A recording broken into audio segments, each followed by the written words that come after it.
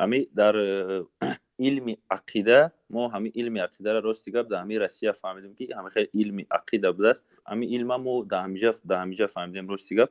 ҳами илми ақидаро ҳозир як китобе ки хондаистам мегӯянд илми ақида аввалин дараҷа мақсад бояд ақидаро изучат кунен, баъд аз он дар ҳами камтарак маълумот медоҳанд илми ақида дар вақти паёнбар дар ҳами камтар хондам набудааст. баъд ҳами илми ақида барои чӣ пайдо шуд, қатъи философия якҷояш камтар ҳамира шарҳ медоден илтимос. خیر علم عقیده نبود. 13 سال در مکه هر آیتی که نازل شد همش عقیده است. این 10 ساله که در مدینه بودن ثانی این دیگر احکام نماز و نماز جماعت و روزه و زکات و جهاد و امر معروف و نهی منکر و مسئله های اذان و قامت و نکاح و طلاق و اینا همه در مدینه مشروع شد. و آیت هایی که در مسئله های فقهی سخن میکند با ابتداش هم توحید است، عقیده هست، انتهاش هم عقیده هست، در بینش هم عقیده دارد. قرآن پوری عقیده هست. 13 سال در مکه پیامبر صلی الله علیه و سلم به مشرکا فقط درس عقیده نازل میشد. عقیده آن چیزی که بنده اعتقاد میکنه. همه عملهای صالح و عملهای بدی شما از عقیده شما منشأ میگیرد. عقیدتون اگر درست باشد شما عقیده دارید که جنت هست. برای همین نماز تراویح میخوانید.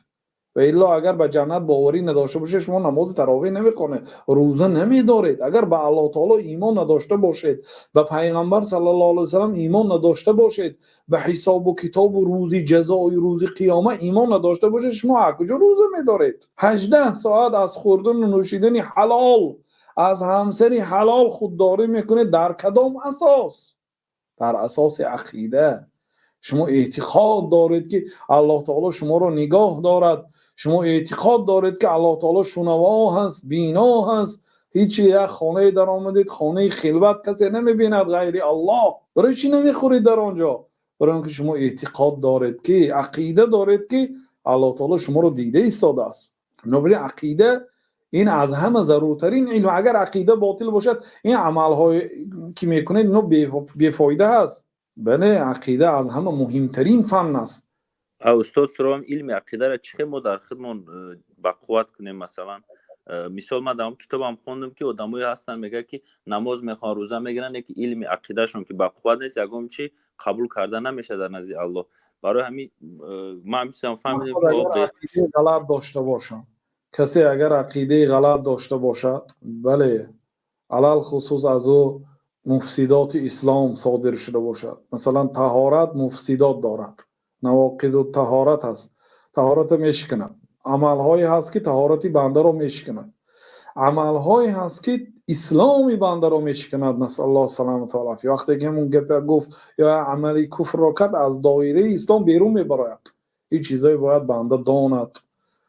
ما یک کتابی داریم اصول اعتقاد، خلاصه تقریبا 10 کتابی معتمده خلاصه کرده به زبان تاجیکی جمع آوری کرده هستیم. در تلگرام کانال ما هست. اصول اعتقاد تقریبا 70 و چند صحیفه در یک نشست در یک ساعت خوانده میبرید. عقیده ما در حق الله تعالی چی است، در حق پیغمبرها، روز قیامت، حساب و کتاب، درباره همه بابهای عقیده خلاصه یعنی مختصرتر ذکر کردگی هستیم. و اینچنین شرح صحیح بخاری کتاب ایمان هست. اینچنین کتاب عقیده واسطیه شرح دادیم در بیان تیوی هست. تقریبا 27 ساعت میتوانید گوش اندازید جستجو کنید. بله رحمت استاد الله آتش دوزخ را به شما حرام گرداند. در حق بی فرزندان یک دعا میکردید. الله سبحانه و تعالی برای تمام آنهایی که طلبگاری فرزند هستند فرزندان صالح و سالم عطا بنماید و مراد و مقاصد نیکتان را حاصل گرداند. آمین.